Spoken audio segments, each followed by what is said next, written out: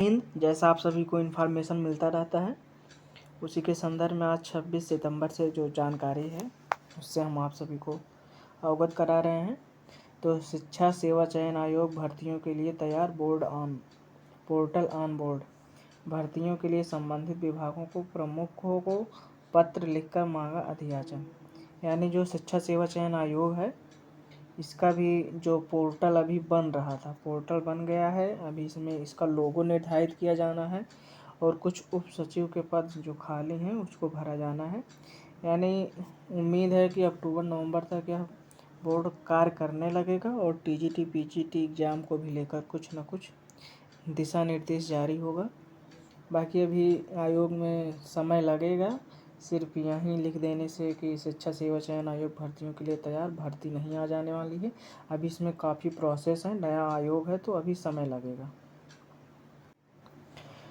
SSC MTS से भी कुछ जानकारी है। यूपी बिहार में 17.93 लाख अभ्यर्थी देंगे एमटीएस परीक्षा। एसएससी एमटीएस के एग्ज़ाम होने वाला है, जिसके लिए प्रवेश पत्र भी जारी किया जाने वाला है। जो अभ्यर्थी हैं वह बृहस्पतिवार से डाउनलोड कर सकेंगे परीक्षा के प्रवेश पत्र।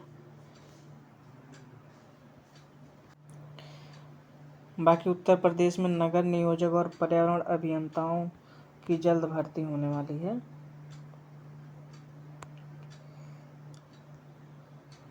नगर नियोजक और पर्यावरण अभियंताओं की जल्द होगी भर्ती। 97 नगर नियोजक और 163 अभियंताओं के होंगे पद। सुनियोजित विकास के लिए निगम की तैयारी, नगर निकाय काडर का पुनर्गठन किया गया है। यह उत्तर प्रदेश से न्यूज निकल कर आई है। उत्तर प्रदेश से एक और न्यूज निकल कर आई है। सिपाही बोला, एसपी साहब ऑनलाइन गेम में 15 लाख हार गया हूँ, मदद कीजिए। इस समय ऑनलाइन गेमिंग बहुत चरम सीमा पर चल रही है, जिसको बहुत से खिलाड़ी भी प्रमोट कर रहे हैं। आपका ड्रीम 11 से लेके पता नहीं कितने ऐप बने हुए हैं, तो थोड़ा सावधान रहिएगा। ऐसे मामले बहुत आ रहे हैं इस समय। ऑनलाइन गेम में लोग जीतने के चक्कर में बहुत कुछ हार जा रहे हैं, तो इससे बचिए, वो आपको ही नुकसानदेह है। ऐसी लत मन ना पकड़ाइए।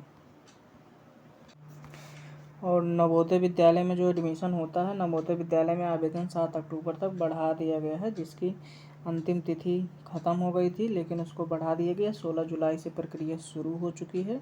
अब इसकी अंतिम तिथि 7 अक्टूबर कर दी गई। इसका आवेदन वेबसाइट भी दिया है उन्होंने, https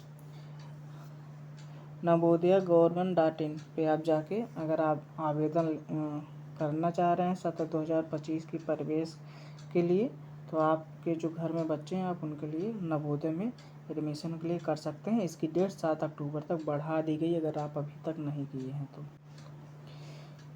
ये नेत्र से है। दृष्टि दोष से जूझ रहे दुनिया का हर तीसरा बच्चा। इस समय जैसा आप सभी को पता है कि सोशल मीडिया, मोबाइल से लोग ज़्यादा पढ़ रहे हैं, तो इसका सेहत पर भी बहुत फर्क पड़ रहा है। 74 करोड़ बच्चों के नज़रें अगले 3 दशक में खराब होने का खतरा। यानी अभी 74 करोड़ और बच्चों के जो नज़र है वह ख़राब हो सकती है। यानी दुनिया का हर तीसरा बच्चा उसकी जो दृष्टि दोष है उससे जूझ रहा है। तो सेहत का ध्यान रखिए, मोबाइल से थोड़ा दूरी बना के रखें, पढ़िए, किताबों पर थोड़ा फोकस करें। और सरकार ने पैरासीटामॉल समेत 48 दवाएं गुणवत्ता में फेल। यानी पैरासीटामॉल समेत 48 दवाएं उनकी जो गुणवत्ता उसमें फेल हो गई हैं। Pan D, calcium, vitamin C और D3 भी शामिल हैं। ये दवाएं भी संक्रमित पेट में संक्रमण के इलाज के लिए व्यापक रूप से इस्तेमाल। मेट्रोनिडाज़ोल भी गुणवत्ता मानक परीक्षण में फेल हुई। इसे सरकारी क्षेत्र की कंपनी HAL बनाती है। तो इस समय थोड़ा दवाइयों आप जो खरीद रहे हैं उनको लेकर सचेत रहें।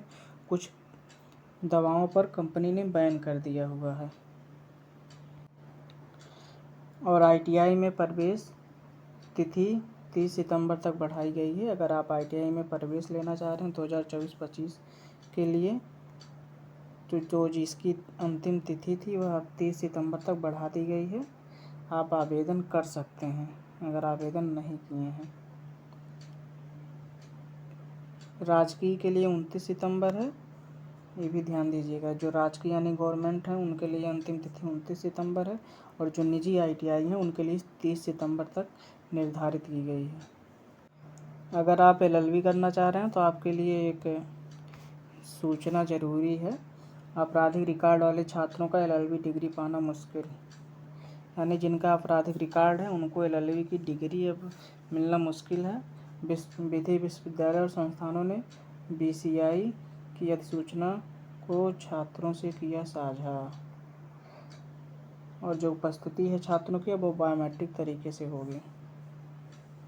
और एक चीज़ ये भी है, LLB के साथ आप और कोई कोर्स करना चाहते हैं तो ये भी नहीं कर सकते हैं। LLB के साथ नहीं कर पाएंगे दूसरा कोर्स। अगर LLB कर रहे हैं तो उसके साथ दूसरा कोर्स नहीं कर पाएंगे आप।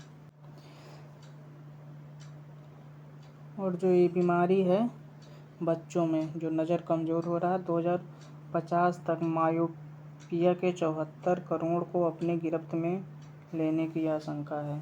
तो सावधान रहिए, अपने घर के बच्चों का भी ध्यान दीजिए। गरीब देश अधिक बेहाल। शोधकर्ताओं के मुताबिक दुनिया में बचपन में मायोपिया के शिकार होने वाले बच्चों का आंकड़ा काफ़ी अधिक है। 1990 और 2023 के बीच इसका प्रसार 3 गुना से अधिक पाया गया है, और अमीर देशों के मुकाबले गरीब देशों में इसका प्रसार अधिक देखा गया है। आप सभी को पता है जो गरीब देश होते हैं उनके पास अच्छे क्वालिटी के फ़ोन या जो भी डिस्प्ले वो नहीं होते हैं, तो उनके बच्चे ज़्यादा ही देखते हैं, तो उनको ज़्यादा ही फ़र्क पड़ रहा, तो थोड़ा सावधान रहिए इन चीज़ों से। बाकी इस समय उत्तर प्रदेश से न्यूज़ निकल कर आ रही है कि जहाँ पे 50 से कम नामांकन वाले विद्यालय हैं उनको मर्ज किया जा रहा है। तो यूपी में सरकार BTC DLED या BEd कोर्स बंद कर देना चाहिए अगर वो भर्ती नहीं दे पा रही है और स्कूलों को मर्ज कर रहे हैं, बंद कर रहे हैं। इसमें कुछ आंकड़े हैं। कानपुर से 800 लगभग, बरेली में 600, फतेहपुर में 400, प्रयागराज में 500, अयोध्या में 350, बाराबंकी में आपके लगभग 400 के हैं। ऐसे ऐसे ही ज़िले के आंकड़े हैं।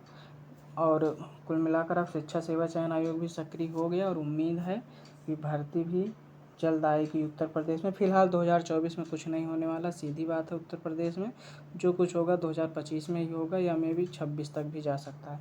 फ़िलहाल आप सभी सिलेबस के अकॉर्डिंग सेल्फ स्टडी करते रहिए, पढ़ते रहिए, जो भी आपको अपडेट रहेगा मिलता रहेगा।